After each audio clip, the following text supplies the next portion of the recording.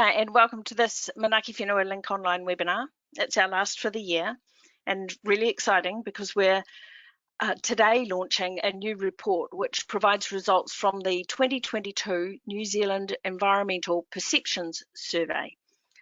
We will outline some of the key points and let you know where to find more information. To introduce this work, I'll be handing over to Pike Stallman-Brown and Pam Booth.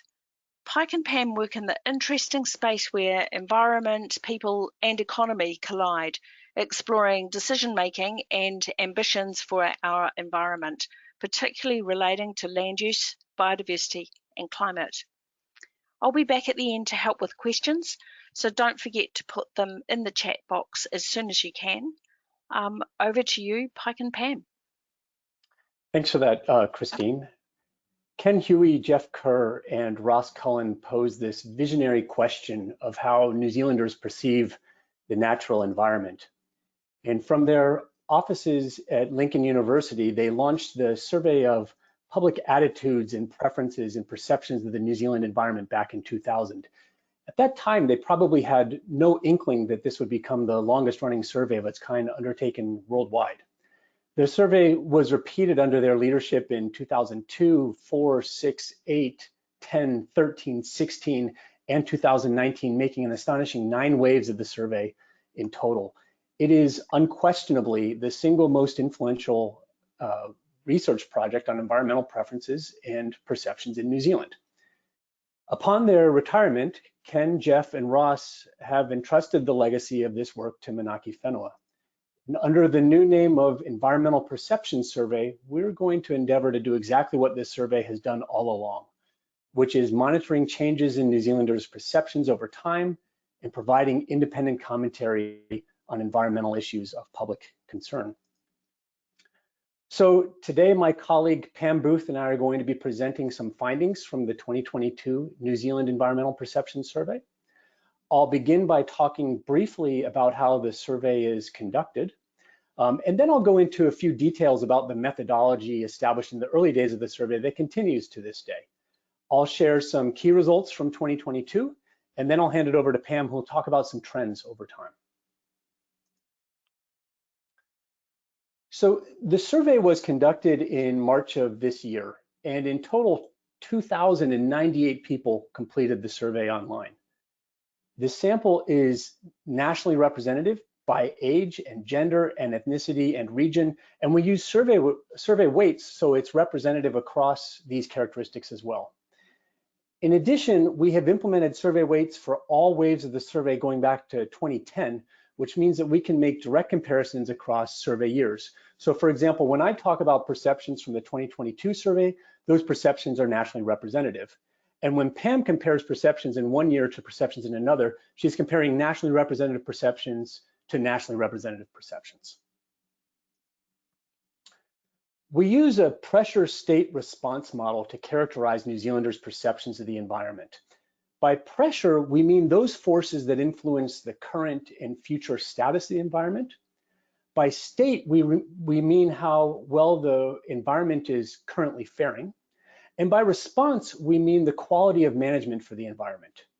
And rather than talking about the environment as a whole, we think it's much more informative to talk about the pressure state and response in specific environmental domains. And we're going to consider 10 of them: air quality, marine plants and animals, coastal waters and beaches, et cetera. You can read the 10 environmental domains that we're going to look at.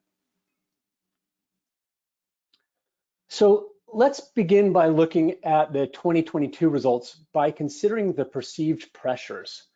The highlighted cells indicate the 3 areas that respondents identified as exerting the greatest pressure on each of our 10 environmental domains. So for example, for coastal waters and beaches, the most commonly identified pressure was sewage and stormwater, followed by dumping of solid waste, followed by household waste and emissions. Now, that doesn't mean that other factors don't come into play, but those are the top 3.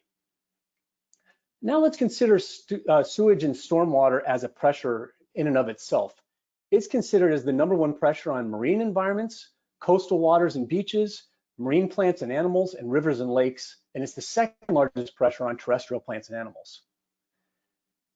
Similarly, if we look at pests and weeds, they're considered the biggest pressure on protected natural areas, native bush and forests, terrestrial plants and animals, and wetlands. So those are the pressures. What about the state of the environment? This figure shows how New Zealanders perceive the current state of the environment. And if you focus on the green areas, you're going to see the share of people who think the state of a given domain is either good, which is light green, or very good, which is dark green. So for example, 70% of respondents think that the state of our air is either good or very good, and 65% think that the state of our protected natural areas is either good or very good. On the other end of the spectrum, only 35% of respondents think that the state of wetlands is good or very good, and only 31% of respondents think that the state of our rivers and lakes is either good or very good. So what about the quality of management? Well, here just 45% of New Zealanders think that the quality of management for air is good or very good. 51% consider the quality of management of protected natural areas to be good or very good. And what's interesting is that that's the highest category. And in fact, protected natural areas is the only environmental domain in which the majority of New Zealanders think that the quality of management is good or very good. So now I'm going to pass it over to Pam, who's going to talk about some of these trends going back to 2010, focusing in particular on wetlands, rivers and lakes, and coastal waters and beaches. Pam? Thanks, Pike. So we're going to start off looking at the pressures for wetlands. As we can sort of see, there's some very interesting trends and complex pressures that people have identified, but we're just going to talk about a few. So respondents think that wetlands are under definitely an array of pressures, but in particular, farming, pests, and weeds have been the top two pressures over time. However, as we do see, as we sort of continue on to more recent surveys, the impacts from sewage and stormwater and urban development shoot up around 2013 and have remained relatively stable over time. If we look at the state, what's quite interesting is that the on average, respondents think it's relatively adequate over time, but we do see this very unique sort of U-shape going on. What's the most interesting, though, about the wetland perceived state and response is there's a huge proportion of respondents who just don't know.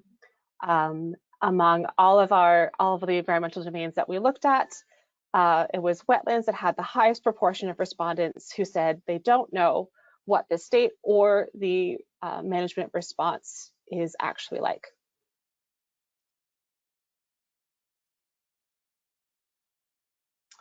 So the next one we're going to look at is rivers and lakes.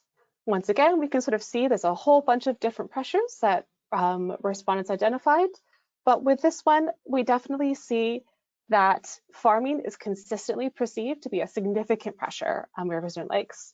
However, similar to wetlands, since 2013, sewage and stormwater has been considered just as relevant of a pressure.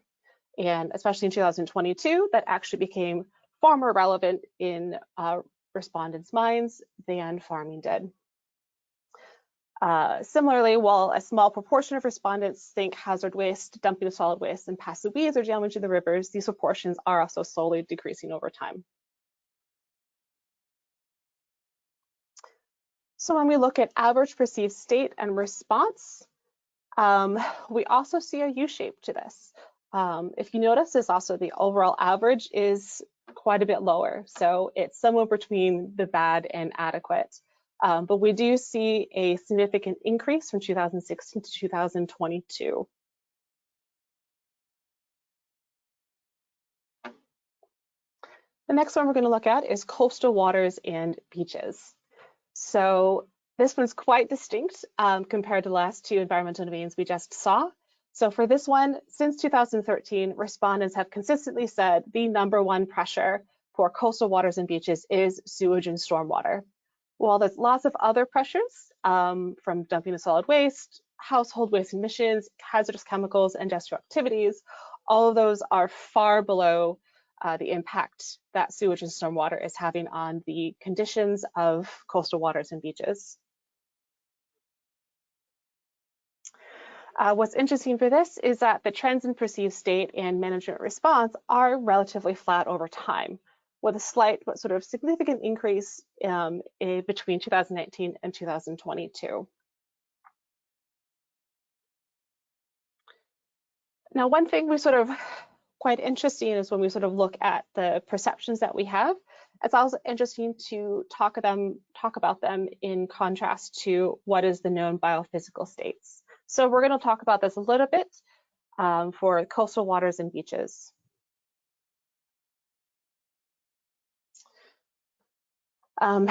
So these sort of perceptions that we just talked about, in contrast to the known pressures, in particular, coastal waters and beaches face pressures from along the coastline itself, including dredging for shipping, recreational activities, and transport both from land and by sea. Coastal areas also face pressures from the land and the ocean. Land along the coastline and further field impacts habitats, water quality, beach quality, wave action erodes beaches, and damages infrastructure. Well, things like climate change is causing sea level rise, acidification of waters, and preponderance of extreme wave events, excuse me. The condition, of course, as a result of all of these pressures, is generally worse than in open ocean because they do have multiple pressures from land and ocean at the same time. Some of these sort of examples just be worsening trends in nutrient loading, with roughly 40% of monitored estuaries decreasing, declining in trends. We also see microplastics along the beach that have been found since 1972, and about 60% of the litter picked up from beaches in a given year is made up of plastic. We also sort of see the impact on coastal animals species, so declining torero populations. We also see an increase in acidification over time. So it's roughly a 7% increase over the last 20 years in the acidic level of our oceans that was monitored down in Otago. So this, of course, has impacts on all of our native species, our habitats, but it also damages our infrastructure as well. However, the story isn't all bad, as some estuaries do show improving trends in total phosphorus. So what does this sort of tell us when we look comparison? How well do these perceptions of pressure, states, and response actually sort of align with what we know about coastal waters and beaches? What we do know is that respondents are aware of some of the pressures. So we know that sewage and stormwater coming off of the land is having a negative impact on the conditions, the state, both short-term and long-term, of our coastal regions. And definitely majority of respondents have sort of identified this. However, there's a little bit of a disconnect between respondents' perceptions of overall state and management response, with respondents thinking it's about relatively adequate to good condition and adequate response to these pressures on average, whereas the story itself is quite a bit more varied. And like I said earlier, just in general, coastal estuaries do tend to be in worse condition than open ocean due to pressures from land and the ocean. So it becomes a very complex story, and it becomes a very interesting story when we actually compare perceptions versus reality. And I'll hand this back to Pike. So that's been a very brief overview of findings from the 2022 survey and some trends over time as well. In fact, we've only really scratched the surface for 3 of the 10 environmental domains that we considered in the report. So we would invite you to download the report and to add it to your summer reading list. And in the meanwhile, we're very happy to answer questions, whether now or after the seminar at the email addresses shown online. Thanks very much for your interest and for joining us today. Kia ora, and thanks very much, Pike and Pam, for a great whistle-stop tour through this document. I believe it's quite a few pages, so it should keep you going for the whole holidays. However, we've got a few questions in the meantime that I'd like to put to Pike and Pam while we've got them here. Now, when you go to the website, you see there's all the previous year's surveys are there as well. And in previous years, the survey has asked what New Zealanders thought was our biggest environmental challenge. Did you ask that in 2022? We did, Pam, yes. you have a slide on that, don't you, Pam? I do, yes. I think it's See if I can find slide it. 27. Yes, so we asked the same qualitative question that has been asked in previous surveys. So these are open-ended for both the biggest issue facing the world and biggest issue facing New Zealand. So this is just a table for New Zealand. And so these are all essentially, these are the issues that people identified. These weren't issues that we sort of pre-coded things into. These are just sort of themes that people said in their comments. And as we can sort of, what's quite interesting for New Zealand is that freshwater issues was the #1 issue that respondents identified up until this year.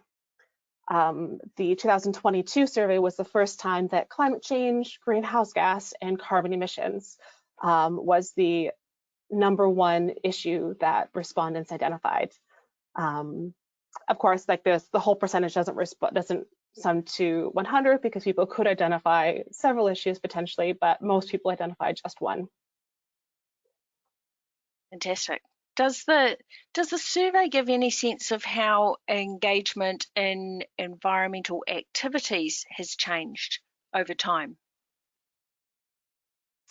Yes, it does, does and as there's well. a slide on that as well. If you give me a minute, I will find that. So there we go.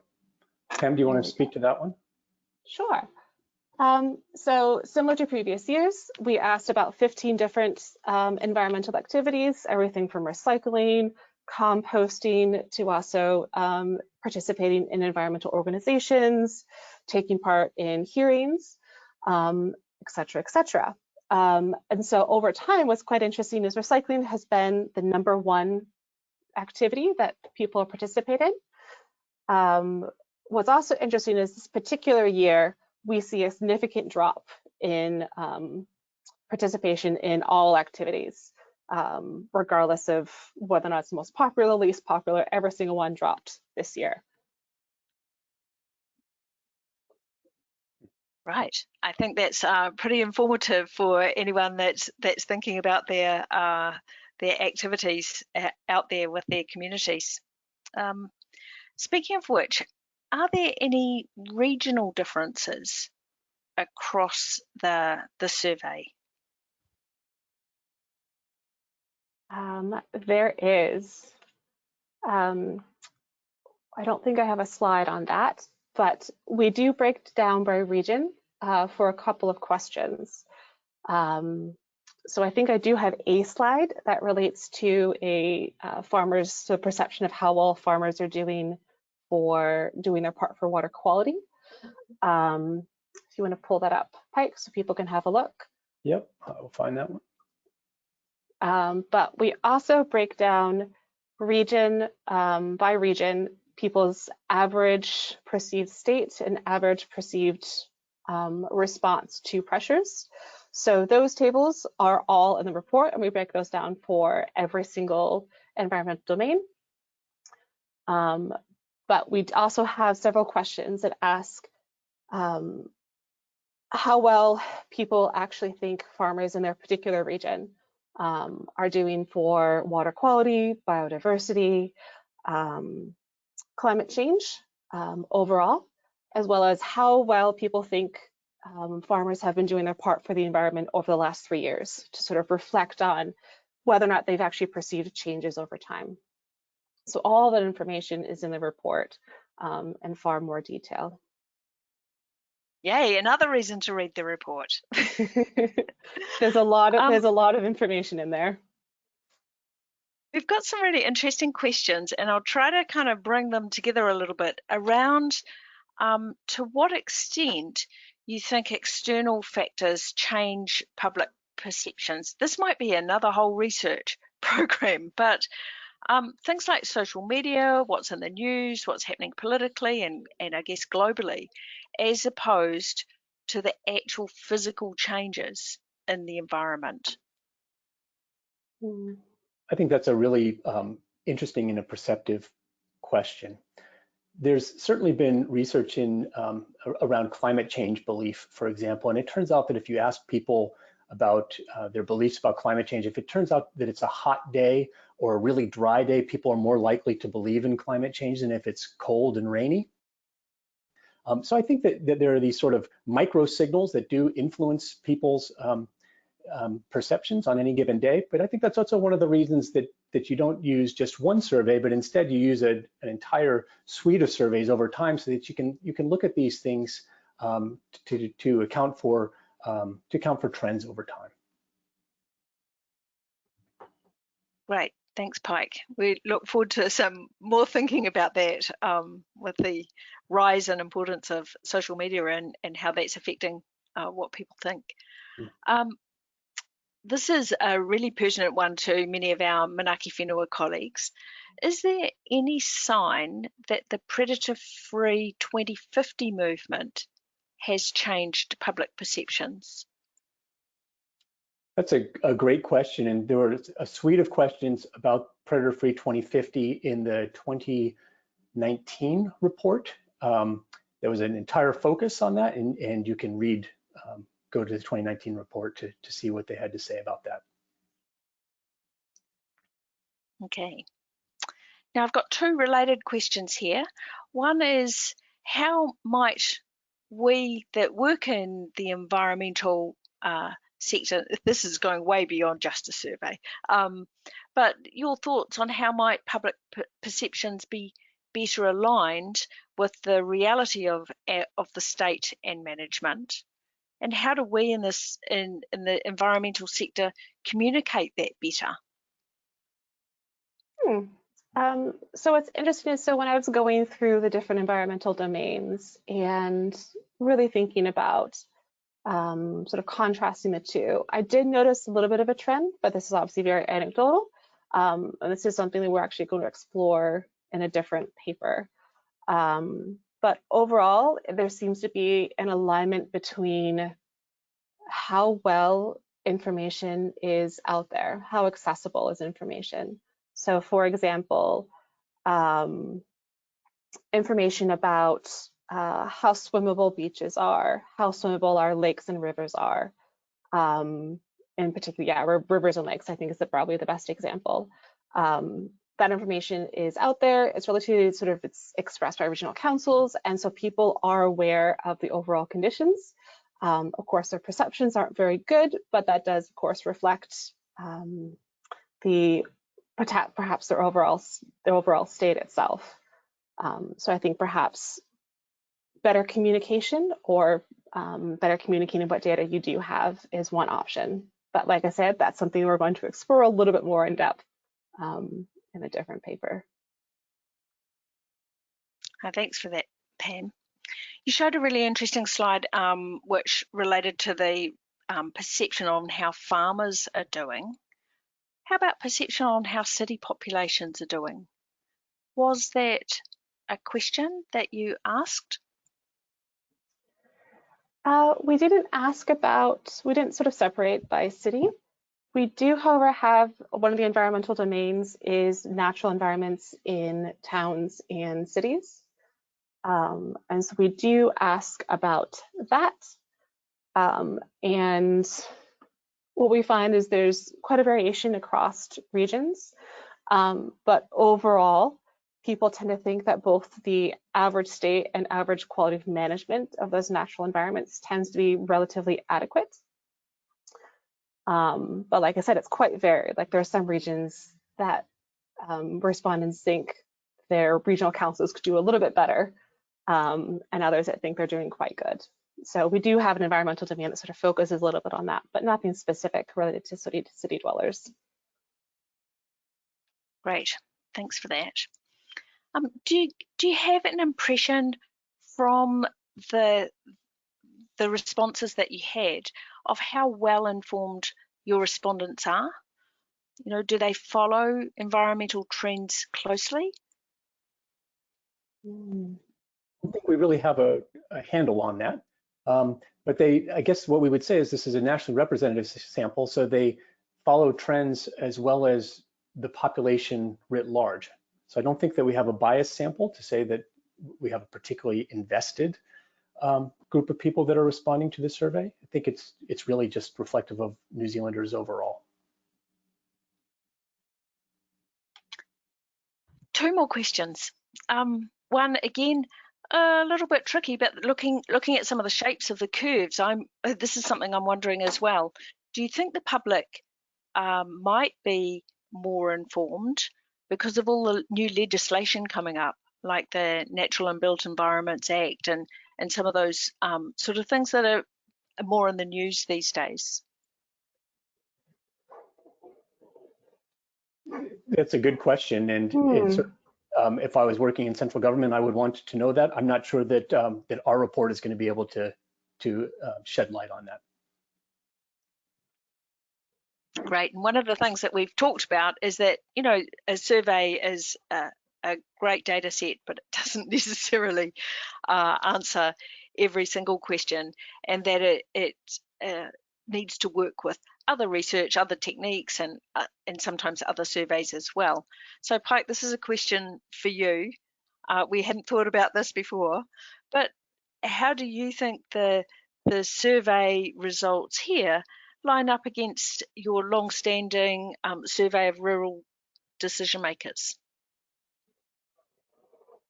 That's a good question, Christine, and one that I haven't thought about very much since this is these data are so new. I think that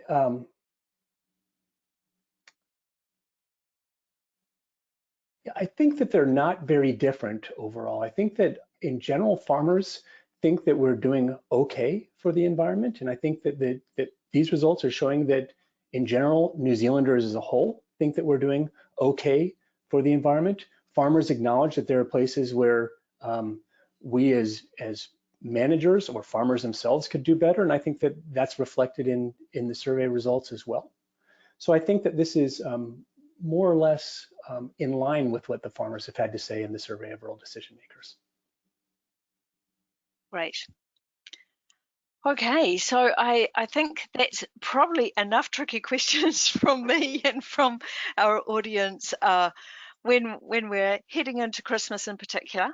I'd like to say a huge thank you to Pike and Pam for ending us on our webinar series on such an interesting and great note.